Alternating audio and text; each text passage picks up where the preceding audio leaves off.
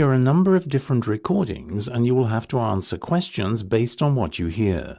There will be time for you to read the instructions and questions, and you will have a chance to check your work. All the recordings will be played once only. The test is in 4 sections. At the end of the test, you will be given 10 minutes to transfer your answers to the answer sheet. Now turn to Section 1. Section 1. You will hear part of a telephone conversation between a customer and a sales agent. First, you have some time to look at questions 1 to 6.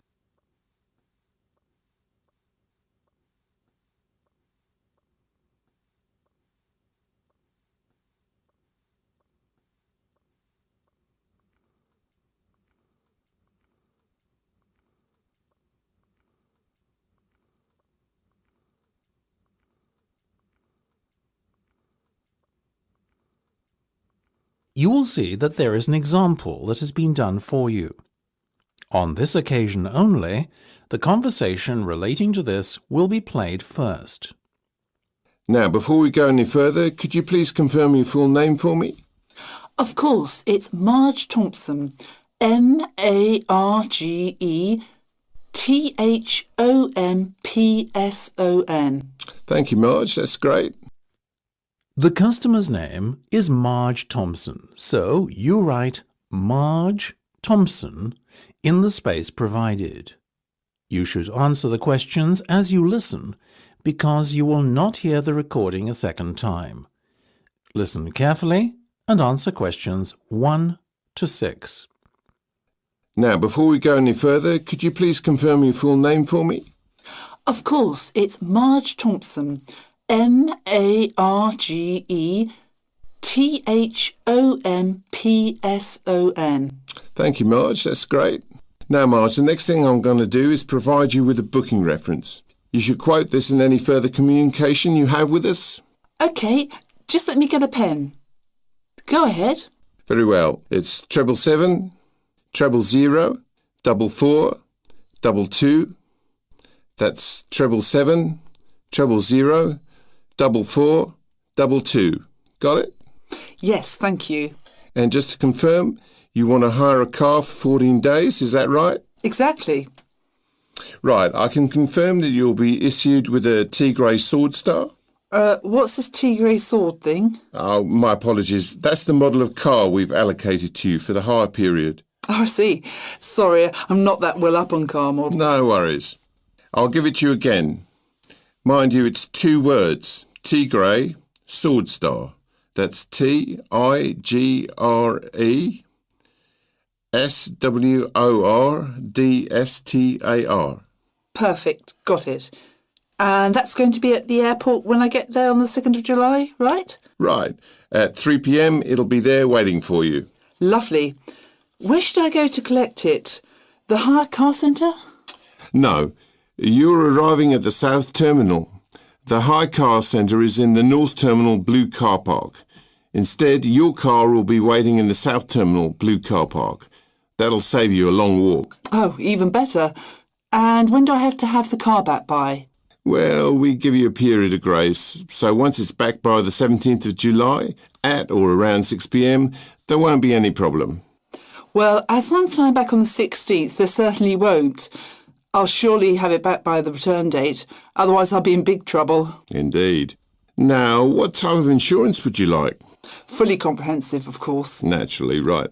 We'll put you down for the comprehensive then, but I must inform you that there's an excess of £500. After that, you're covered for everything. Fine. That's pretty standard these days. Before listening to the rest of the conversation, you have some time to look at questions 7 to 10.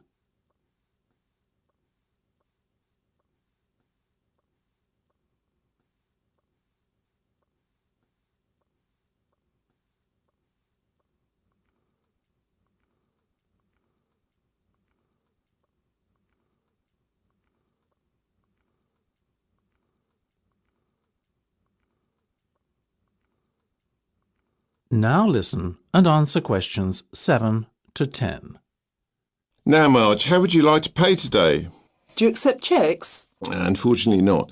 Only a debit or credit card will suffice. OK. I have my debit card here. No worries. Excellent. Let me just give you a breakdown of the total cost now.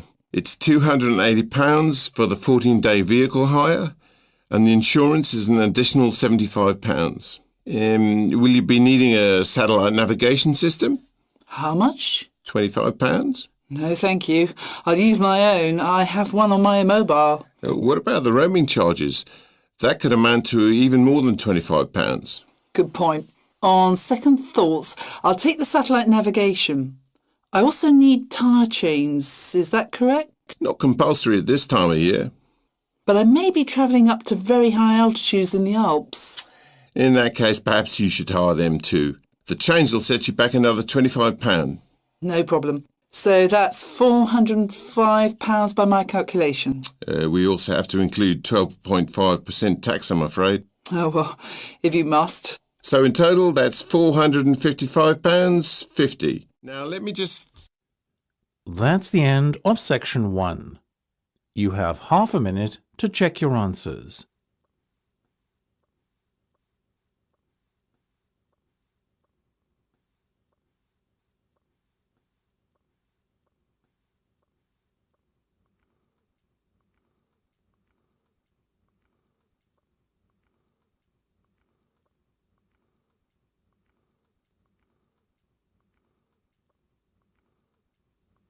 Now turn to section 2. Section 2. You will hear the general manager of a golf club talking to some people who would like to become members. First, you will have time to look at questions 11 to 16.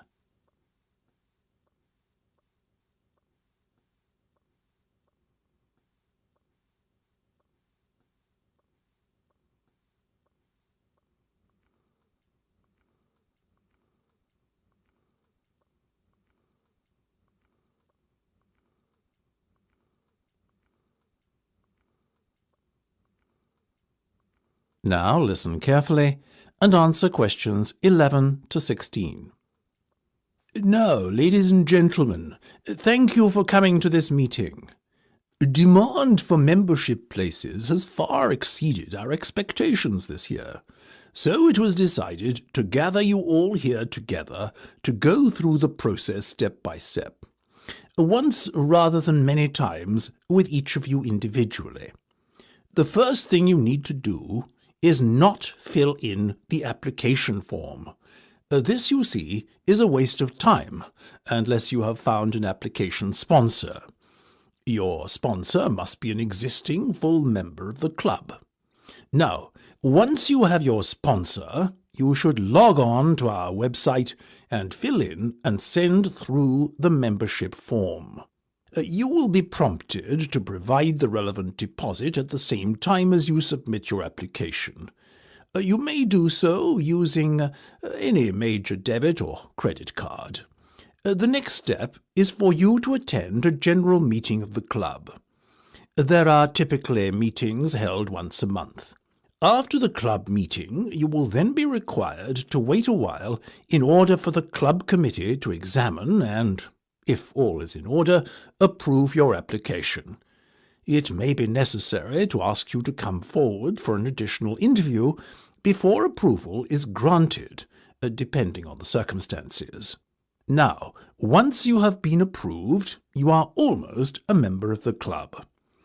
All you need to do then is pay the remaining balance of your membership fee. Having done this, you are officially a member of Blainrow Golf Club.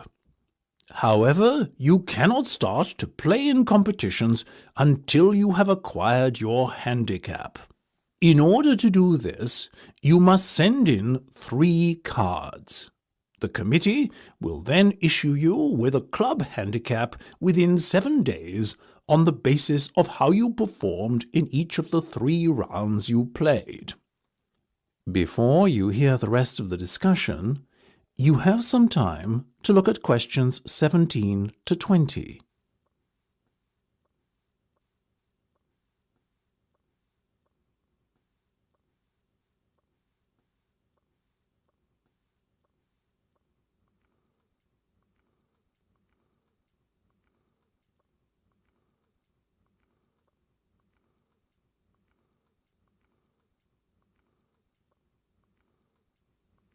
Now listen and answer questions 17 to 20.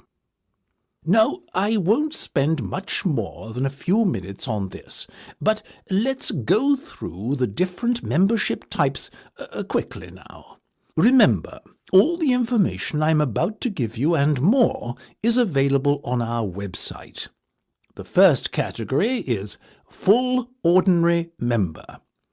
Basically, this is a full membership that gives you full playing rights during competitions, and for casual golf as well. It costs £10,000 to become a full member, or alternatively, 4 instalments of £2,500. Our next category is Associate.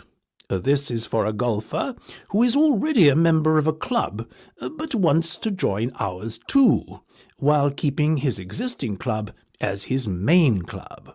You have the same rights as a full member, but the cost is £9,000. I must remind you that there is a limited number of memberships of this kind available.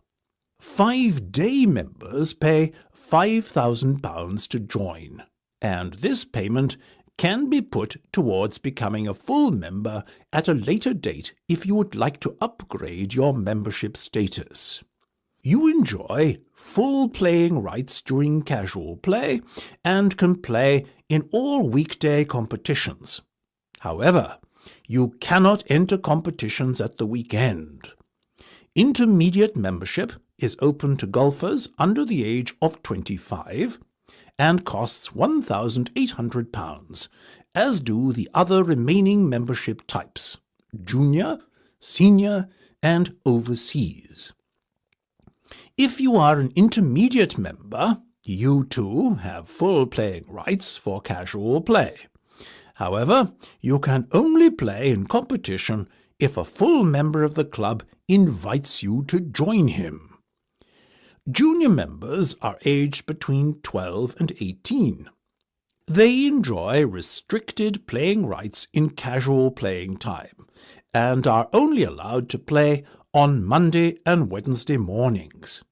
They can occasionally play in competitions, but the opportunities to play in this format are severely restricted. Senior members enjoy full rights at all times, and overseas members can play on the course casually at any time, and can enter competitions if invited to do so by a full member of the club. Now, as to the questions of... That's the end of section 2. You have half a minute to check your answers.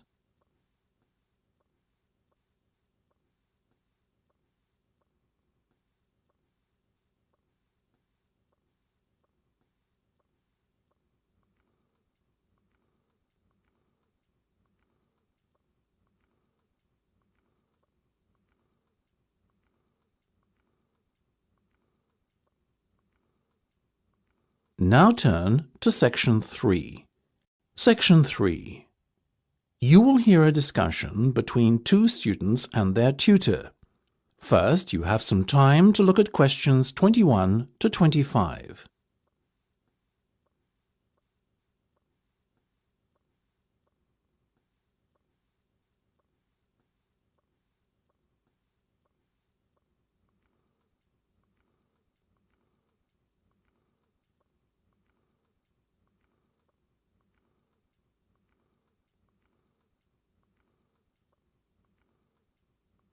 Now listen carefully and answer questions 21 to 25.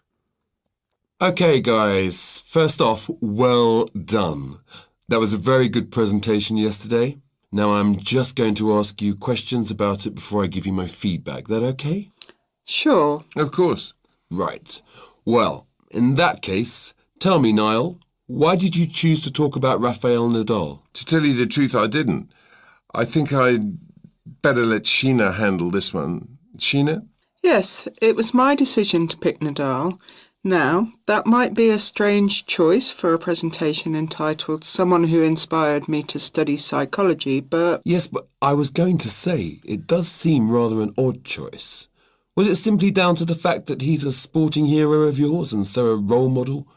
You talk about him a lot, Sheena, so this much is clear. It's true, Nadal is someone I look up to, but my reasons for choosing him were totally professional. You see, I doubt perhaps in the history of tennis that there was ever a better match player than him, and that got me thinking, what is the secret to his success? How does he control his nerves so splendidly? The more we started to look into his background, the more I realised Sheena was right. Nadal was a perfect candidate for this study. He is, on so many levels, a very well-balanced character, and it was fascinating to gain an insight into the mind of this great champion over the last few weeks. I'll admit that I was at first somewhat unsure about whether or not I should back Sheena on this one, but it didn't take long for our research to put us at ease. So, while most of the students were researching Freud and other visionaries in the field of psychology and psychoanalysis, you were looking into a present-day sports star? Does that not strike you as a little odd? Of course, we knew it was a risk. After all, there was a danger that no one, least of all you, would take us seriously when we stood up on stage and started our presentation. That said, I think it is in the spirit of psychology to be inquisitive and adventurous and not just stick to the conventional. Otherwise, how would the field have come so far, as it has done already? Well, I must say, your risk certainly paid off. Yours was, without a shadow of a doubt, the most interesting and original presentation I saw. And judging by the reactions of the other students, I would have to say that everyone else was equally impressed. Thank you. I'm so glad you think so. Yes, but notwithstanding your excellent presentation content, we must remember that the marks for this project are awarded based on a number of criteria, and we'll examine those in a few minutes. But first, another question. Where did you find your sources? Well, and I don't quite know how we managed it, but we were able to secure a face-to-face interview with Nadal while he was over here for the Wimbledon Tennis Championship, so we weren't reliant on newspaper articles and interviews or any other forms of secondary sources. We did, however, find the library's sports archive an invaluable backup aid to help us fill in the gaps and piece together our interpretation of what makes Nadal such a mentally strong champion. Before you hear the rest of the discussion, you have some time to look at questions 26 to 30.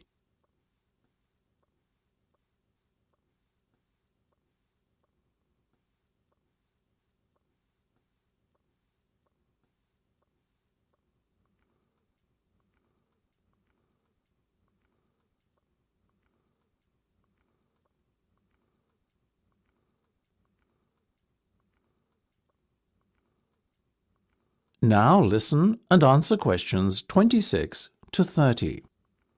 Okay, well, as I said, congratulations again for your excellent work.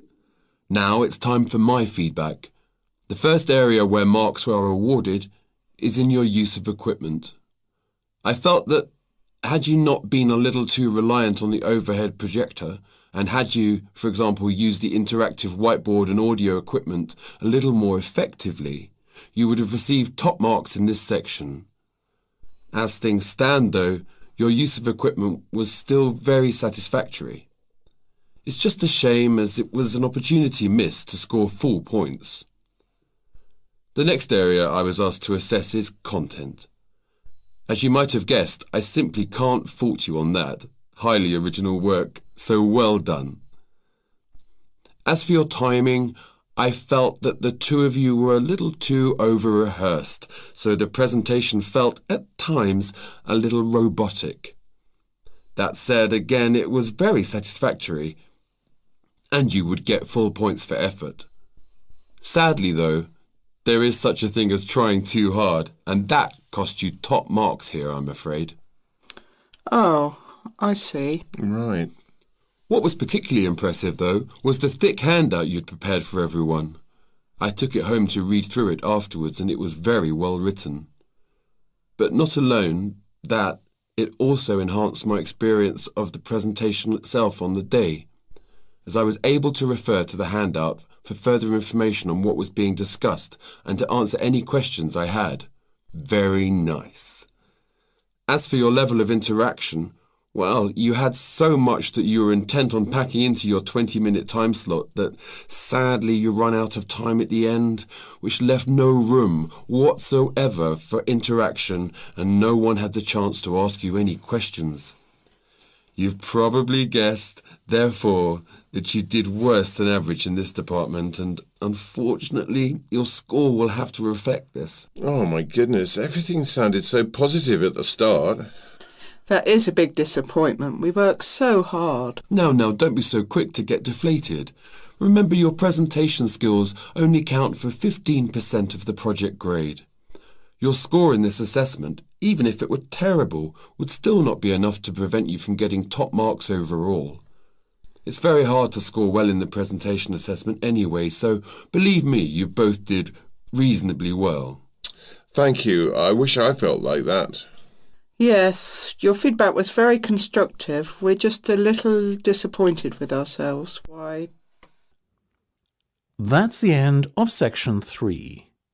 You have half a minute to check your answers.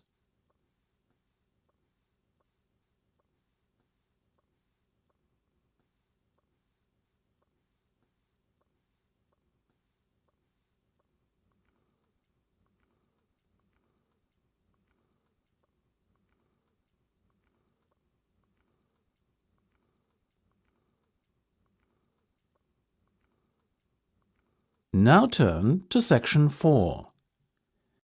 Section 4. You will hear part of a talk on cat breeds. First, you have some time to look at questions 31 to 40.